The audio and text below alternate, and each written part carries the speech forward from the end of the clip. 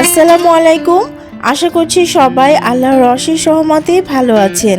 ডিম, সবজি আর ব্রেড দিয়ে খুবই মজার একটা রেসিপি শেয়ার করছি আপনাদের সাথে। কোনো রকম ঝামেলা ছাড়া হাতের কাছে থাকা কিছু উপকরণ দিয়ে কিন্তু এই নাস্তাটা বানিয়ে নেওয়া যায়।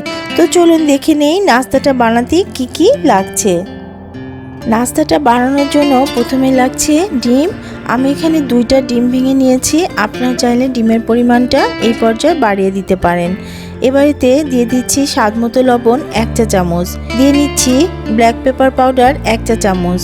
এবার আমি কিছু সবজি অ্যাড করব। তার জন্য আমি সবুজ ক্যাপসিকাম নিয়েছি 1/4 কাপ, টমেটো কুচি নিয়েছি 1/4 কাপ, 2 টেবিল চামচ নিয়েছি পেঁয়াজ কুচি, 1/4 কাপ গাজর কুচি নিয়েছি, আর নিয়েছি সসেস 1/4 কাপ।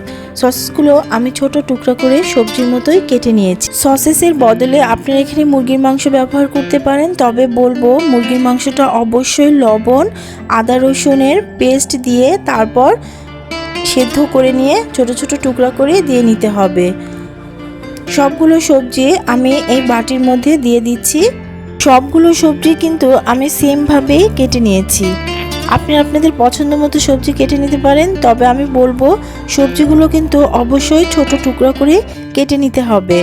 এবার একটা চামচ দিয়ে ভালোভাবে ডিমের সাথে সবজিটাকে মিশিয়ে নিতে হবে। খুব ভালোভাবে যখন মেশানো হয়ে যাবে তখন এতে অ্যাড করে দেব ধনিয়া পাতা কুচি। ধনিয়া পাতা অপশনাল, আপনাদের যদি ভালো না লাগে তাহলে এটা বাদ দিতে পারেন। আবার একটা চামচ দিয়ে ভালোভাবে নেড়ে মিশিয়ে নিচ্ছি, তারপর রেখে দিচ্ছি একটা সাইডে।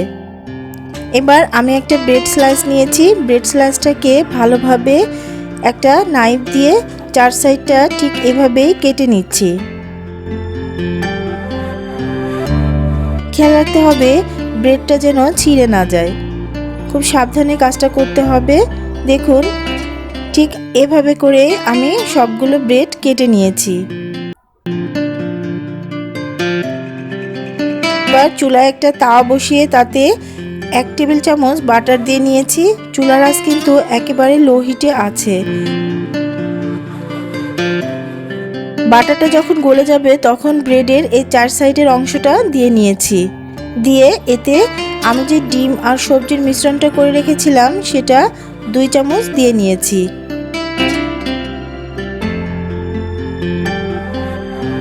তারপর উপর থেকে চিজ গ্রেট করে নিয়ে দিয়েছি। চিজটা আপনাদের পছন্দ মতো কম বেশি দিয়ে নিতে পারেন। চিজটা দিলে ভালো লাগে। চিজটা দিলে অবশ্যই এটা খেতে অনেক বেশি টেস্টি হবে। এবার উপরে মাঝের যে ব্রেডের অংশটা আছে সেটা দিয়ে নিয়েছি। তারপর একটা স্প্যাচুলা দিয়ে এভাবে চেপে ভেজে নিচ্ছি। 1 মিনিটের মতো ভেজে নেওয়া হয়ে গেলে অপর পাশটা ভেজে নিতে হবে। চুলার আঁচ কিন্তু একেবারে কমিয়ে তারপর ভেজে নিতে হবে।